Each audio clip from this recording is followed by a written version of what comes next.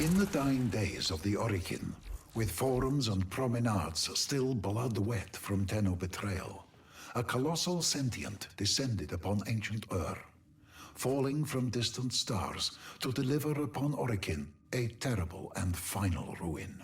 Tower upon tower fell to its weapons, but one withstood, the Tower of the Unum. The Tenno scattered, but one remained, Gara. She and the Unum, inseparable.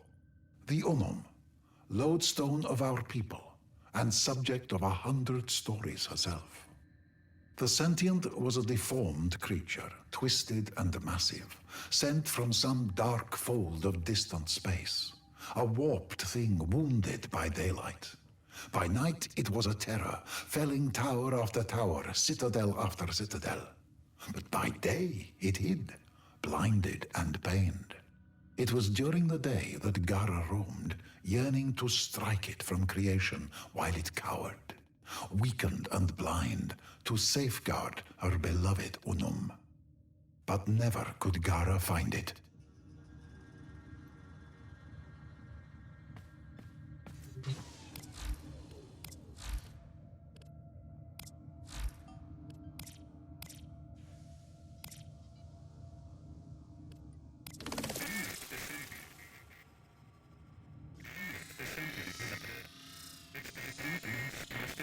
By night, the sentient was abroad, its titanic mass casting a terrible shadow across the land, the mass of it railing against the walls of the tower, yet kept at bay by the exertion of the Unum's colossal will and the sacrifice of her faithful. But such exertions could not be maintained forever. Gara yearned to strike out, to lash and tear at the monstrosity that threatened her love, but the Unum forbade it. At night, the sentient was at the height of its power, and Gara's light would make her the most tempting of targets to a creature of such profound darkness. Gara's death would be certain. No, a different strategy was required.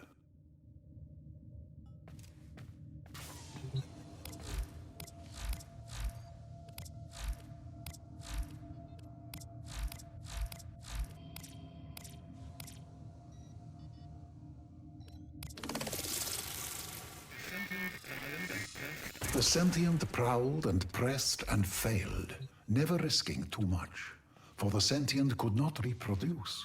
What it lost forever.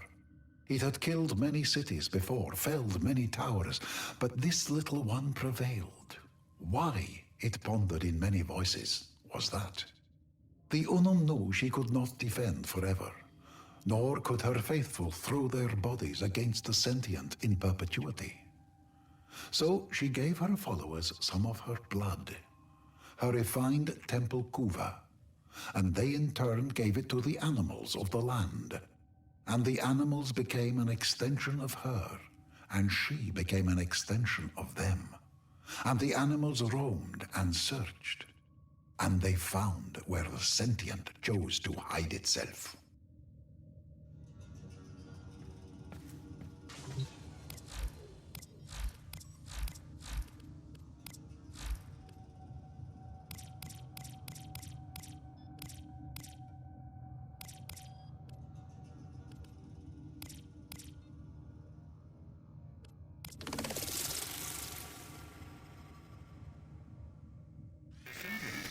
The sentient sensed this subterfuge, and capturing one of the Unum's animals, opened it up for examination.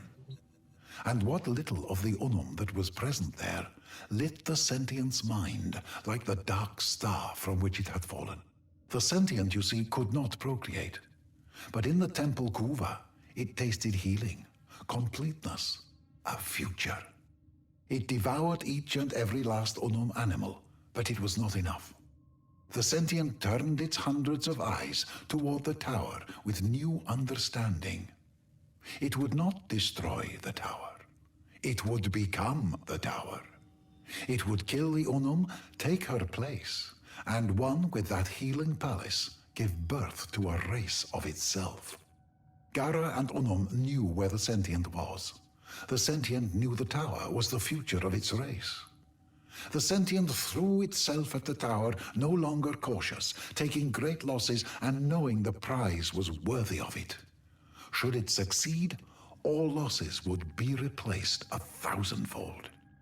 This is when, across the plains, the great pylons ignited for the first time. Sheets of the will of the Unum at their epicenter, trapping the monstrosity within. Loyal Gara, unwilling to heed inaction any longer, broke from the side of the Unum and flew out at night, her eyes on the sentient mind.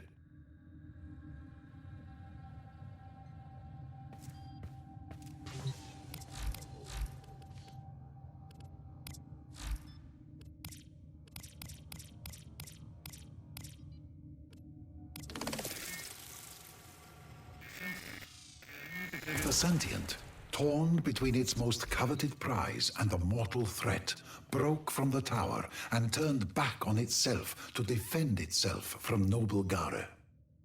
But Gara's eyes were not for the sentient, but for the glittering man-sized device resting just beyond the gates. It had not been there before, but it was there now. It swatted Gara from the sky, drew it to herself, meaning to end her life there and then. The battle was terrible. Gara sustained injuries she would not survive. But in her final moments, brave Gara seized upon the device her beloved Unum had crafted, seized it to her breast, and allowed the sentient to draw her in one final time. Toward its body, toward its core, toward the seat of its intelligence. From within, the sentient unfurled myriad feelers, probes, tendrils, viciously toothed and made for killing. They swept toward Gara violently, and the glass warrior made no defense. Her defense was her final attack. The device detonated, and the Unum cried out as night lit as day. The battle, the terror, was ended. The tower wall shook. The sentient's body shuddered, racked by a cacophonous energy. Forests fell as piece after piece, giant body after giant body, crashed to the plains and marshes and flatlands. Animals fled in spreading waves from pounding sky-high walls of dust, angered and whipped to fury by the death of a god. The last of Gara's energy arced from body to body, machine to machine, piece to piece, a horizon-wide applause of light, beautiful and terrible. And then, silence. All was still. Parents wandered through the haze, calling for one another, lost in a miasma. Husbands seizing onto wives, children onto parents. It was over. Gara was never seen again. The sentients then became as they are now, senseless, wandering, yearning for a unity they sense more than remember. And the Unum? The Unum survived, alone, for centuries. Until today, when you stand here reading this. This is Onko, Sita's archivist, with my translation of the Gara legend.